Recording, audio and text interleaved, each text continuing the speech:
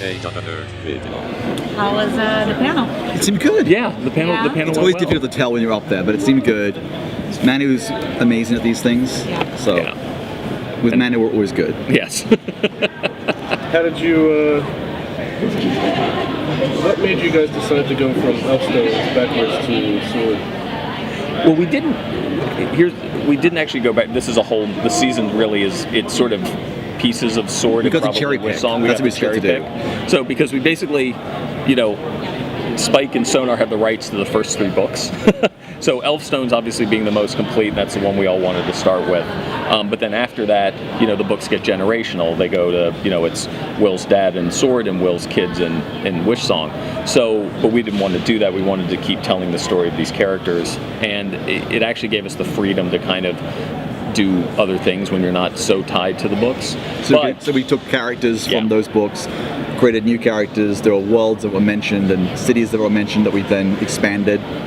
So it really gave us that landscape of narrative to pick from, and then we could craft our own story. And then we looked at season 1, what we liked and didn't like, and then we thought we wanted to do was not do a straight up quest, but to make it more complex and have the journey be much more twisted and unexpected, and also emotionally as well, make the characters more complex. So those were sort of the goals of the season, and that was what we set out to do. What didn't you like about last season? Well, no, I think doing a TV show is always an exploration, particularly the first season. So you learn about the show.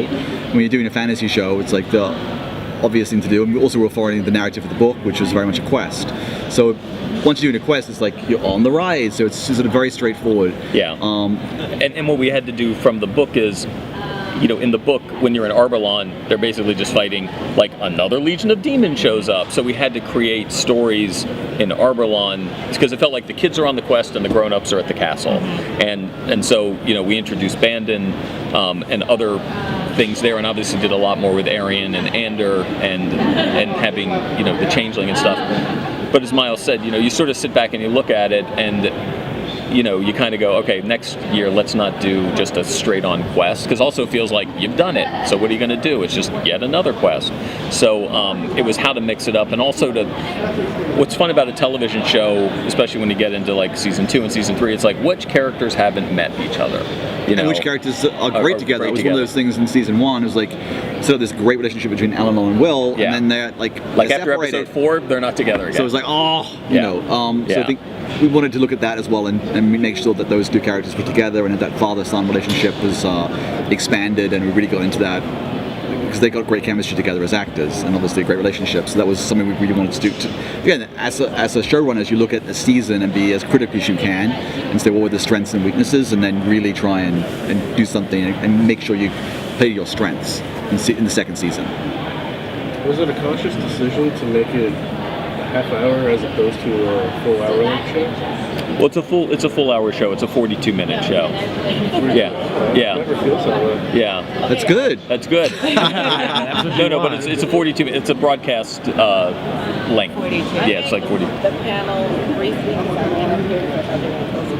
Yeah. It felt like a different thing when you guys meet, where you take the show. No, actually, we're still in Auckland. in Auckland, in New Zealand. Yeah. We just this season as well. The challenge for I don't want to spoil it. I think I'm the only one that kind of saw the cars.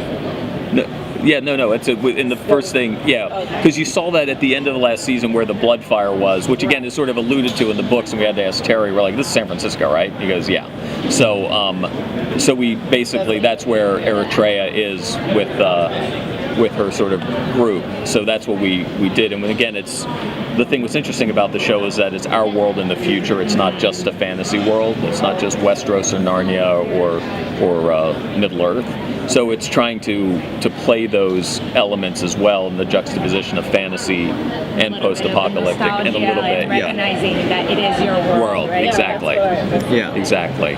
So that was something. But as a production, we also tried to go out this season and see more of New Zealand. Yeah. Because we've got the most beautiful landscapes in the world at our doorstep as a production. So we really got out there. There's amazing caves. We go to in episode 4, which are just otherworldly, and just seeing different environments in New Zealand. So that was a big task. A lot of drone work we did this season as well. So really pushing production to be more ambitious in terms of capturing the landscapes of New Zealand. And has the Moon to Spike allowed you to be more ambitious and kind of explore a little more? Yeah, well, they've been fantastic in terms of that. I think, the buzzword for our show always is epic. It's an epic fantasy show, so we need those epic environments to showcase. And again, you can't get better than New Zealand for the epic. Yeah.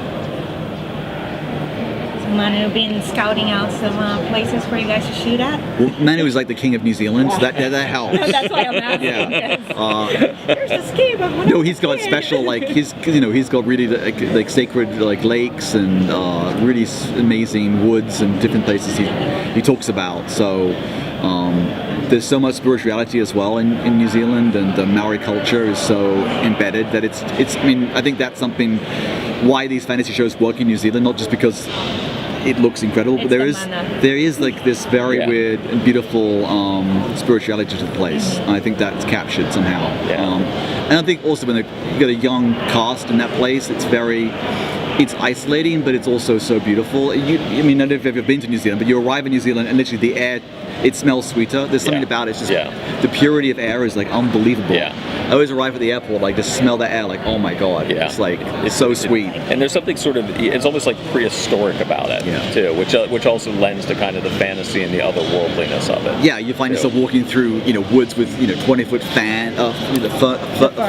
It's like it's incredible. Incredible. So I think that gives the show something very special visually.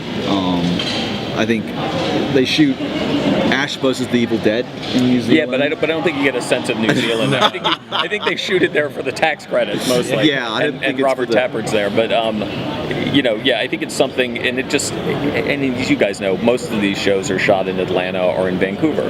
Yeah, we shot in Vancouver for 10 years on Smallville, so every time I watch Arrow or Flash, I'm like, we've been to every one of these places. We've been to every one of those extras. So I think it also just an extra who's in high school is now a father. Yes, exactly right. So I think in a landscape where you have so many television shows and you really want to stand out. I also think it helps us do that as a series.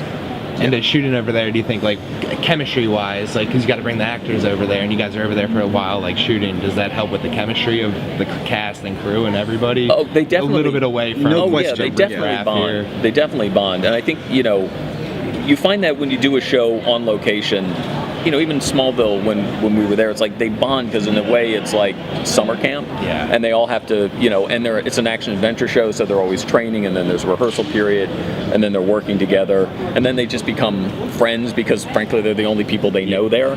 So you definitely, there's a real camaraderie among the cast that then plays. I think that chemistry comes off. And that's even truer in New Zealand because you really are 14 hours away. It's not a cheap flight. Yeah. So it's like you're kind of stuck there. Yeah, I was stuck there. No, you're right. You're stuck there. Yeah, you're right. Say it more so eloquently. it can feel oddly claustrophobic as well. So I think that sense of closeness and that sense of family that the cast have together is really it's real. It's not like it's not a joke. It's like it's very important for them to get through it, and it's so tough. The show is very, very tough to shoot. We expect a lot and challenge a lot. So that bonding is critical. It's really great. Yeah. It shows. Good. Are there any new characters this season? Yes, you're going to. There's Lyria, and played by Vanessa, and Queen Tamlin, and they're in the Kingdom of Lee, which is talked about in the books, but you never really went there. It's sort of like it wasn't really around anymore. So we made it. That's a human kingdom in the Four Lands, and then there's General Riga, who plays the head of the Crimson, who's Elven. And then Garrett Jax, who is from the books, you actually meet him in Wish Song. Slanter, you meet in Wish Song as well, but we like that character so much we wanted to sort of put him in first season and then meet him. And Garrett Jax in Wish Song is sort of an older, more stoic character, and here we made him sort of a younger bounty hunter type. He's called the Weapons Master, so he's very good with weapons. That's the other thing we tried to do. Oh, and Cogline, sorry. Cogline, who's also from Wish Song. Yeah. and he's sort of a defrocked druid who's older than Al-Anon. He was sort of a contemporary. If you read the books, Al-Anon's mentor was this guy Bremen, and he's Hogline's sort of a contemporary of Bremen's. There'll be a quiz afterwards. Yeah, there'll be a quiz later. So, yeah. There we actually there's an encyclopedia we have of the world of Terry Brooks, so it's always very handy. Yeah. It's crazy. It's great in the encyclopedia. Oh yeah. Oh yeah. Oh yeah. We just email or call him and stuff. Yeah. Oh, yeah. He reads the outlines and the scripts, so he's always very good. Then you ask him sometimes, he's like, "Guys, I don't know. That was 40 years ago." I don't know. Yeah. Like, Even he loses it. yeah. Okay. Okay. Very good. Thank you very much. Very Thank much. you. Guys.